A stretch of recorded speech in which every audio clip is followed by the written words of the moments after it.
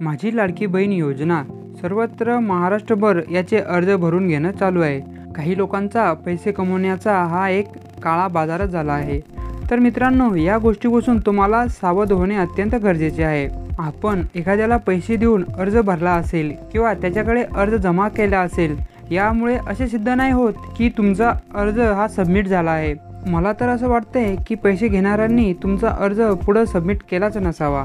आपले लाडके मुख्यमंत्री वेळोवेळी सांगत आहे कोणालाही पैसे द्यायची गरज नाही, कारण त्यांनी नेमून दिलेल्या ज्या संस्था आहे, सेतू सुविधा केंद्र तसेच अंगणवाडी सेविका, तर यांना प्रत्येक फॉर्मकरिता गव्हर्नमेंटकडून 50 रुपये मिळणार आहे। त्यामुळे मित्रांनो, आपल्याला कोणालाच पैसे द्यायची गरज नाही, परंतु पैसे घेण्याचे काही कृत्य आपल्या या गावामध्ये तालुक्यामध्ये आपल्याला बघायला मिळत आहे।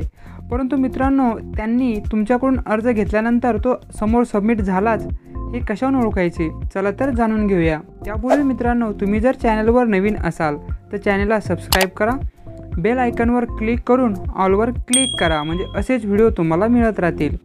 चला तर सुरू करूया। तर मित्रांनो, आपल्या घरामध्ये सुशिक्षित व्यक्ती आहेतच, प्रत्येक घरामध्ये एक अँड्रॉइड फोनसुद्धा आहे। सुरुवातीला तुम्हाला नारी शक्ती दूत हे ॲप्लिकेशन डाउनलोड करायचे आहे आणि त्यामधून तुम्हाला हा संपूर्ण अर्ज भरायचा आहे। तो ऑनलाईन अर्ज कसा भरायचा या संदर्भात जर तुम्हाला अजून माहिती हवी असेल, आपल्या या यूट्यूब चॅनलवर त्या संदर्भात एक व्हिडिओ ऑलरेडी पब्लिश केला आहे, तुम्ही तो व्हिडिओ पाहून तसा सेम अर्ज भरू शकता। तर मित्रांनो, आता तुम्हाला उत्पन्न काढण्यासाठी लाईन लावण्याची गरज नाही आहे, कारण मित्रांनो, जर तुमच्याकडे उत्पन्न नसेल तुम्ही पिवळे किंवा केसरी रेशन कार्ड देऊ शकता। आणि हो, जर तेही नसेल तर तुम्हाला फक्त एक हमीपत्र द्यायचे आहे।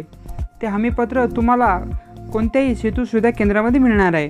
तिथून त्या हमीपत्राची एक प्रत आणून त्यावर फक्त स्वयं घोषणापत्र लिहून उत्पन्नाच्या जागी अपलोड करायचे, म्हणजेच तुमचा अर्ज हा यशस्वीरित्या पूर्ण होणार आहे। जेव्हा तुमच्या मोबाईलमध्ये ऑनलाईन भराल तेव्हा तुम्हाला एक नंबर मिळणार आहे।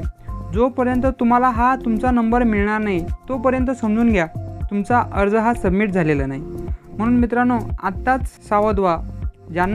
ज्यांना तुम्ही फॉर्म भरण्यासाठी पैसे दिले आहेत त्यांच्याकडून फॉर्म सबमिट झाला आहे किंवा नाही याची खात्री करून हा नंबर त्यांच्याकडून अवश्य घ्या। जर तुम्ही सेतू सुविधा केंद्रामध्ये अर्ज सबमिट केला असेल, त्यावर शेवटी जे हमीपत्र होतं त्या हमीपत्रावर कार्यालयीन कामकाजाकरिता जे खालच्या साईडला एक नोट दिली होती, तेथे तुम्हाला तुमचा अर्ज जमा केलेल्या अधिकाऱ्याची सही, तुम्ही केलेला अर्ज क्रमांक तुम्हाला तेथे मिळणार होता। जर मित्रांनो अजूनपर्यंत तुम्ही तो घेतला नसेल तर लवकरात लवकर तुम्ही तो घ्या, म्हणजे तुम्हाला कळेल की तुमचा अर्ज सबमिट झाला आहे। तर मित्रांनो, व्हिडिओ कसा वाटला नक्की कळवा। चॅनलवर नवीन असाल तर चॅनलला सबस्क्राईब करा, बेल आयकॉनवर क्लिक करून ऑलवर क्लिक करा, म्हणजे असेच नवनवीन व्हिडिओ तुम्हाला मिळत राहतील।